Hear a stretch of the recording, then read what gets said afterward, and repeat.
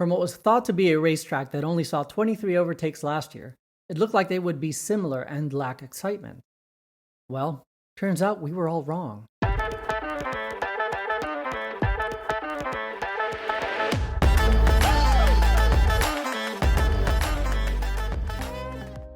At the start, Verstappen, Leclerc, and Sainz got off the line well. Meanwhile, Hamilton had a poor start and had to cover both Paris and teammate Russell. On the inside of turn 1, there is contact between Sainz and Lewis. Norris in 7th got a great jump on Russell and got ahead to take over 6th by the end of turn 2. On lap 2, Kevin Magnussen oversteered and hits the barrier, bouncing back onto the track. Fortunate for him, he could continue and did not even need to pit to check for damage. On lap 15, both Carlos Sainz and Checo Perez made their pit stop, but it seems Ferrari called in the pit team too late as they were not ready. Meanwhile, Checo gets serviced and heads out in the front, hitting Ferrari's wheel gun. They finally put on the tire and turned what should have been a 2.5 second pit stop into a 12-second stop disaster for Carlos. Charles Leclerc pits in lap 17 while Verstappen pits in lap 19 for the medium tires, as the two Mercedes choose to play a very different strategy as they started on medium tires while Red Bull and the Ferraris had gone with softs. By lap 36, Hamilton was slashing Verstappen's time, but Checo made it hard for Hamilton, making him lose a second until he got passed on lap 37. As fate would have it, Vettel was coming out of the pit just in front of Hamilton, who had to take evasive action, slowing down.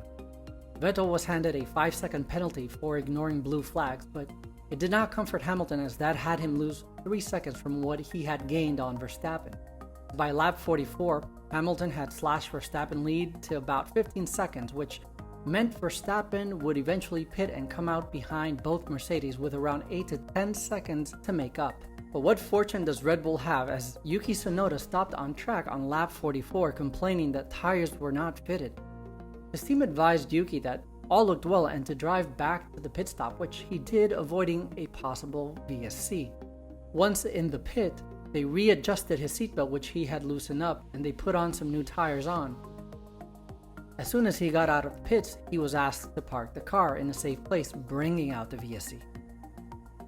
On lap 48, Verstappen took advantage of the VSC and pitted for some hards. Both Mercedes followed suit to fit on some mediums, and so the race was on.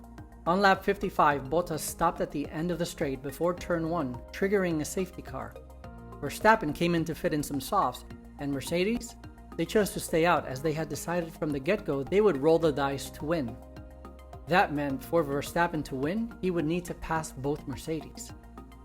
Russell, on the next lap, chose to then fit himself with the softs as he was losing tire temperature, thus allowing Verstappen to take over P2 and right behind Lewis.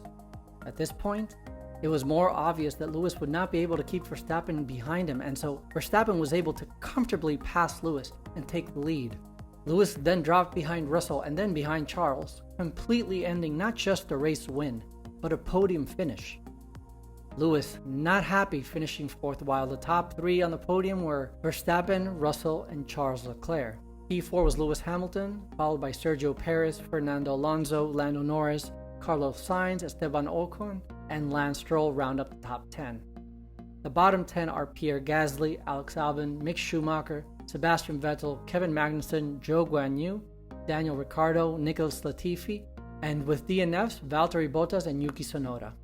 Now thank you for joining and hope you enjoyed this recap. I look forward to discuss some more news this week with regards to AlphaTauri, Pierre Gasly, Colton Herta, as well as the end of this triple header coming up at the end of the week. For now, take care.